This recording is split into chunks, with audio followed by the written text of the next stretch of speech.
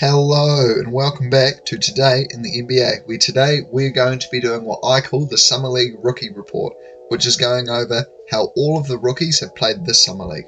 Now to start off with Victor Wembanyama for the Spurs, he's been good. His first game he definitely struggled, but his second game he was unguardable. He was playing so well, but his highlight for me has been his defense, while also being second in the entire Summer League in rebounding, which is a plus. Second, we have Brandon Miller for the Hornets, who hasn't been very good. I know his last game was really good. I think it was 30-something points. He played well, but otherwise, he hasn't really been too good, and he has now been shut down for Summer League. Now, third pick, Scoot Henderson. In his one game he played, he wasn't all that efficient scoring the ball, but he did look really good. He looked great as a primary ball handler, passer, playmaker. He looked great on defense, and he definitely looked like he could get to his spots and score around the rim. He did, however, get injured. Next up, we have Amen Thompson to the Houston Rockets. Now, him and Scoot Henderson have pretty much had the same thing. They've both looked like great ball handlers that can get to their spot and do what they want to do on the court. They look like great playmakers, people that could definitely run your offense, and their jump shot has looked much more promising than we thought it was. And they also both got injured in the same game, so hopefully they're alright, and I don't think we'll see them for the rest of the Summer League. Now next up, we have the Pistons drafting Ausar Thompson at the 5th pick. Ausar Thompson's been pretty solid. I think he's around 45% from the field. He hasn't shot well from 3, but no one really expected him to. He's been a good defender and a great connective piece, being a great passer and rebounder in all his games. With the 6th pick, the Magic drafted Anthony Black, who has been pretty good for them so far. In his first game he was amazing, and in his last game he got the putback to send the game into overtime. Unfortunately, the Magic did lose though. He's been really good, being a very, very good defender, probably one of the best from this class so far if you ask me. He's also been a great playmaker and a surprising shooter. Next up we have Bilal Coulibaly to the Pacers at 7. Bilal's been solid. He hasn't really done a hell of a lot, but he hasn't really done anything wrong either. Oh, my apologies. The Wizards actually drafted Bilal Coulibaly, and with the 8th pick, we had Jarace Walker to the Pacers. Jarace has looked like the incredible defender that we thought he could be. He's been a great help side defender and been great on the ball. He hasn't looked like that great of a scorer though, but we knew that was going to be the case for him. He doesn't really have a polished offensive game. Next up, we had Taylor Hendricks to the Jazz.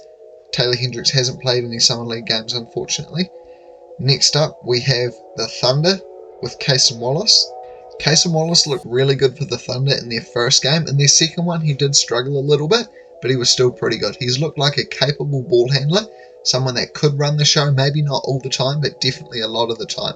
I do think the Summer League reps that he's getting, though, are very good, as next year he's probably not going to get a hell of a lot of time on the floor, as he is behind Shea and Josh Giddey in that Oklahoma backcourt.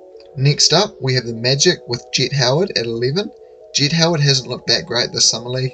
He hasn't been a great defender. He's been a solid passer, solid rebounder, but his shot isn't falling. And if his shot isn't falling, he doesn't bring any real value to any team. Next up, we have the Mavericks drafting Dereck Lively II at 12. Dereck Lively's been solid this Summer League, looking like a really impactful rim defender and a solid rebounder. He hasn't really shown off any of that three-point shooting that he showed off in the draft combine. There's a little bit of a worry, as one of his worries was whether or not he would actually want to shoot it. He can shoot it, which is what we saw in the draft combine, but whether he wants to shoot it or not was a big deal. Overall, he hasn't been that bad though, and I definitely do see him getting good rotation minutes with the Mavericks next year. Next up, we have the Raptors drafting Grady Dick at 13. Grady Dick hasn't looked all that great for the Raptors. He's been a capable defender. He's been a good rebounder though. He hasn't been a great passer, but his shooting, same as Jett Howard, his shot's not falling. Although in his last game he did go off. I think he had 30-something points. He was very good that game and his shot was falling. He was very hard to guard. And for the final pick of the lottery, we have the Pelicans drafting Jordan Hawkins. Jordan Hawkins has been solid. He's been a great movement shooter, knocking down some tough shots. I think him playing with a solid passer like Dyson Daniels has been very good for him, and I can't wait to see how he plays next year with the rest of the Pelicans, alongside Zion, Ingram, and CJ, who are both pretty decent passers. Now we have some more players that weren't picked in the lottery, but I'm just going to pick a few to talk about. First one is Keontae George, who amazingly is leading the Summer League in points with 21.7 and assists with 6.3. He has been amazing passing the ball and amazing scoring the ball. His shots are going down. He can't be stopped. His shots aren't going down. He's a great playmaker. The thing that has really surprised me about Keontae George this Summer League has definitely been that passing.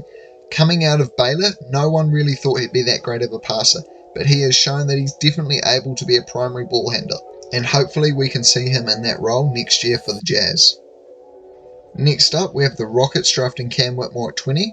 In Cam Whitmore's first game, he definitely struggled, but in his next 2 games since then, he looked great, being great off ball with his cuts and relocating to find a good 3.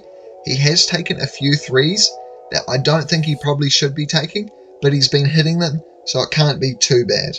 Apparently, in some of his workouts, Cam Whitmore did have a little bit of an attitude problem, and I definitely think being drafted probably 15 picks later than he would have liked definitely can sort out that attitude problem. Next up, we have the Hornets drafting Nick Smith Jr. at 27. Nick Smith Jr. was pretty good this Summer League. He's been a solid on-ball creator, and he's definitely been solid off-ball. He definitely has his spots that he likes to get to. Some of them are in sort of the long mid-range area, which isn't that great, but I think he could work on that. Maybe get his shots either a little bit further out or a little bit closer. Overall, I think he's definitely earned himself some nice rotation minutes for the Hornets next year.